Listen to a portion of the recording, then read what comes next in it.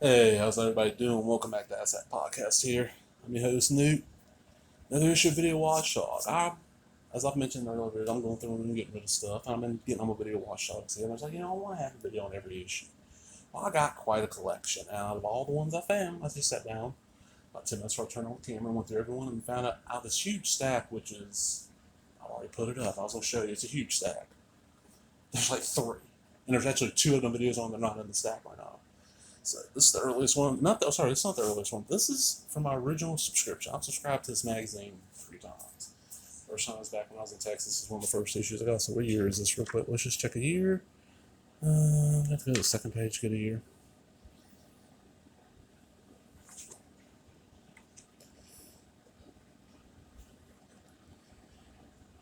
We'll find out now.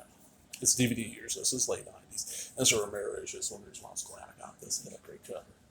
Look at that great cover here. So let's get started. Here we got, of course, Perfectionist Guide to Fantastic Video. If you don't know what Video Watchdog is, basically they try to find the best home video releases of every film, every TV show, every concert, everything.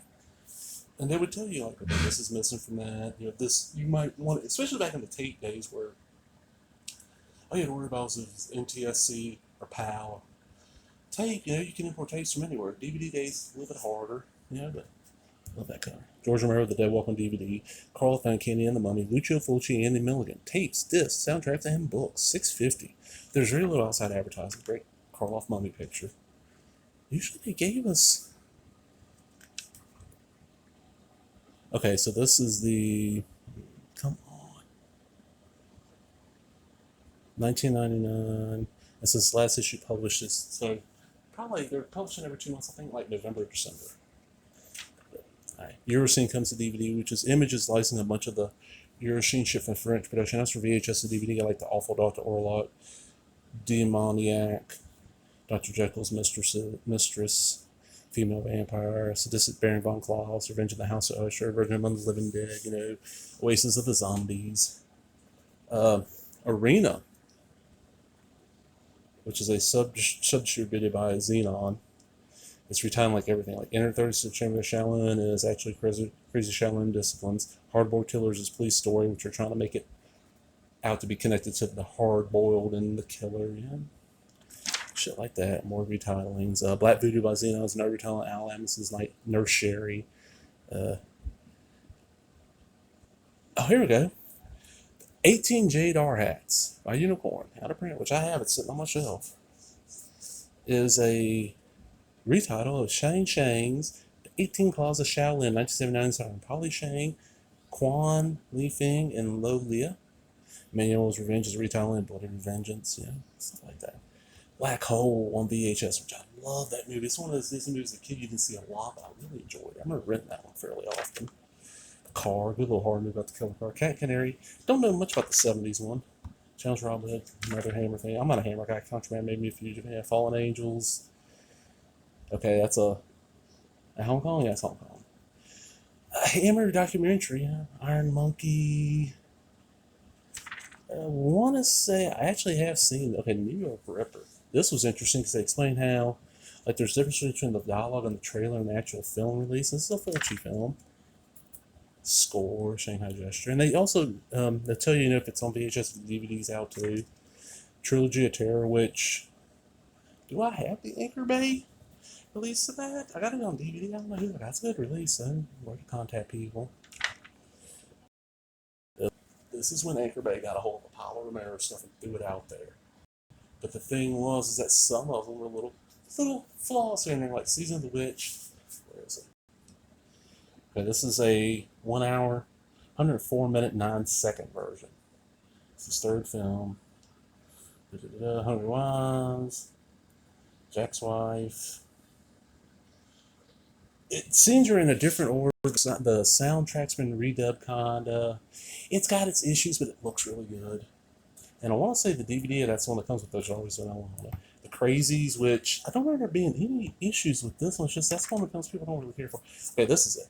Dawn of the Dead theatrical cut. This is a DVD and a VHS release, which I have on VHS. Okay, here we go. It is unclear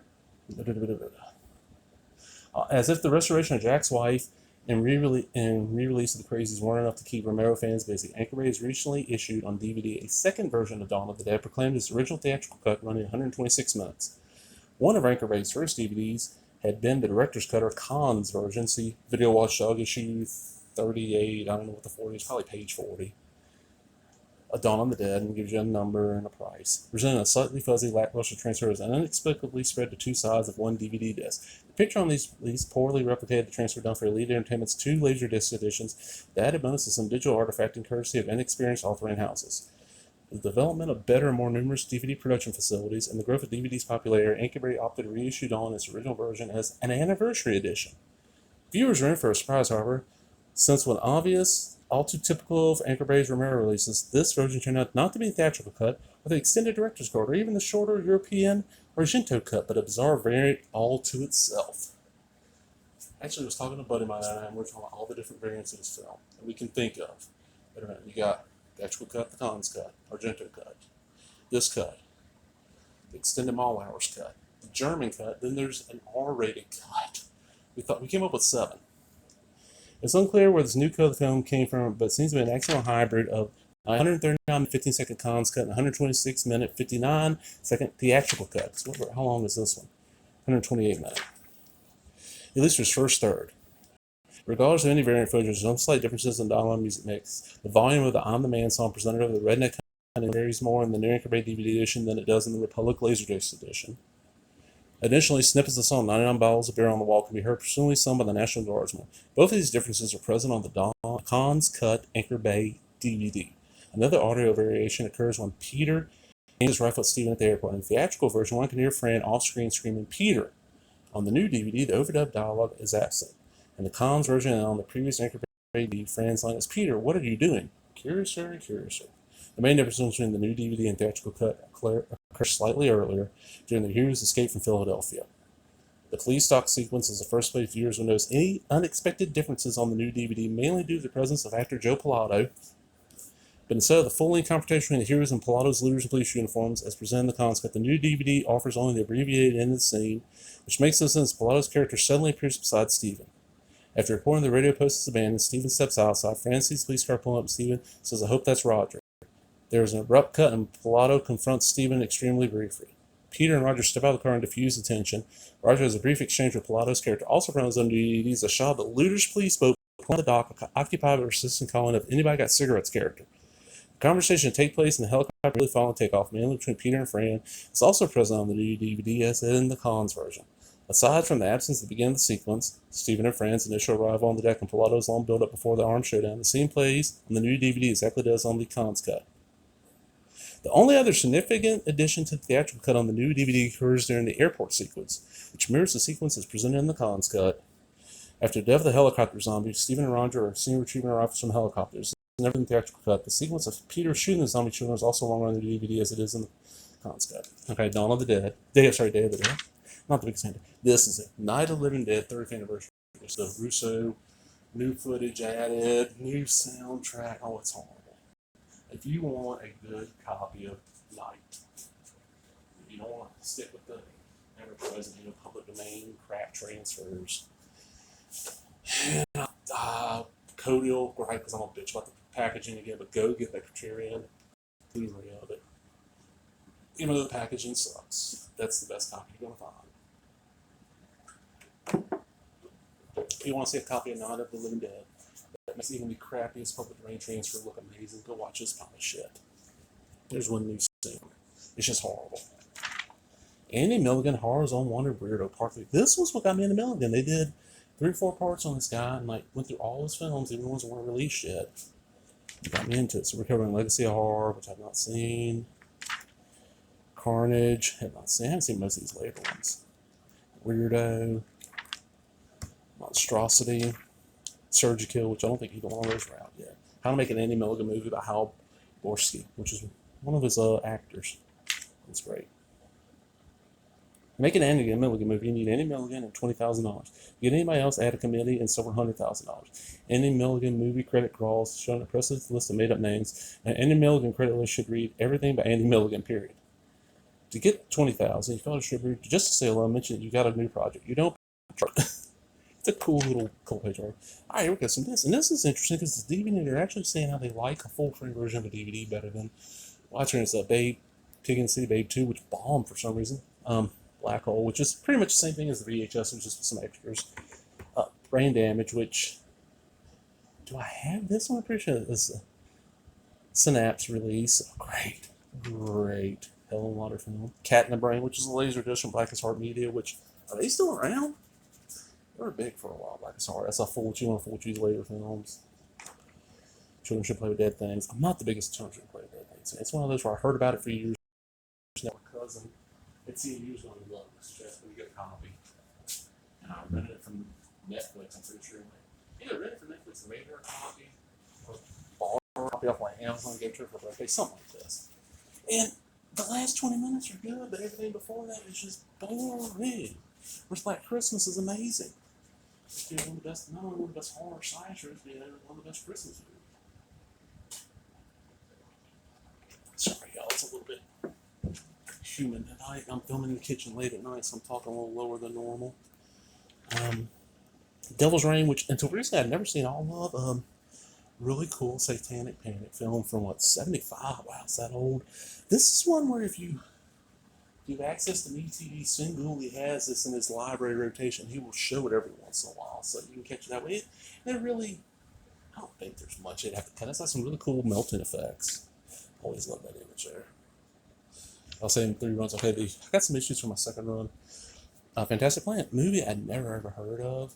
And when I came home for Christmas in 98 or 99, a buddy of mine showed it to me. I'm like, oh man, that's amazing. I went and got this DVD after it came out in Dreams.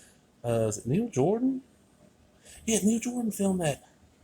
I'll be honest, it's not horrible, but it's one of those where, like, when it came out, a buddy of mine rented it. Like, he was one of these guys where he'd go, whatever day new videos came out, rent like 8 new releases and rent them for a week. He paid the extra fee and keep them for a week. And that's what they do. Each night they watch a new movie. Well, we watched like 2 news that night, and I left. They were watching the Rings, and I left. They're ready to watch it. Come in, oh, you gotta watch it. It's amazing, amazing. I watched it. It's okay. It's interesting, but it's not like this amazing film. Search of Dracula. Oh, God, I've seen that. It's been forever. Last Starfighter. Loved this movie as a kid. Yeah. You know, the guy in the trailer park masters the the arcade machine, and gets recruited to fight the space war. It's so good. So good. Master Diligent. No, not the Mummy. This is the old Carl. Oh, it's decent. Naked Killer. That's the Hong Kong film I've seen. Is this the one I've seen? Naked Weapon. Don't remember. Shot Corridor, Naked Kiss. Don't know much about them. Space Truckers. That's kind of recent, like Vinegar Syndrome. That's Stuart Gordon film. Terrorism Man. Don't know shit about it. Working with Orson Welles. Soundtracks. Books, and so many books. Beyond Terror, the films of Lucio Fulci, Blood and Black Lace, Defended out Italian Saxon horror films, Cannibal Holocaust, and Savage Cinema, Ruggero Deodato. Italian films. Yeah. Great books that just cost a fortune, and now even more it's out of print. A long letter from a guy about a commentary. Of course, bobbing and scratching dents. You see this issue's really beat up. Back cover. Video Watchdog got me into so many different directors and so many different films, and there's still films, like, I'll still go through these issues and go, oh man, I want to see that for years, and now with streaming, it's like, oh, I can go look on the streaming thing, and it shows up usually on like Tubi, Amazon Prime, or free. If you're into the shit that Video Watchdog used to cover, let's get along. I just read recently, R.I.P. Donna Lucas. It was Tim and Donna Lucas were in this, and she was the Batman. He did all the creative work, she did all the other work at Sea Light. She just recently passed, which sucks to hear. Never had a bad dealing with the people. Once or twice had like issues not coming on time, or a little bit needed some new issue, and then like a week later that issue, the first one they sent came in. I told them, oh, I'll just keep it. Just really good people. But I'm out, everybody. Hope you enjoyed that. And if you did, give me a thumbs up, leave a comment, subscribe, relate us.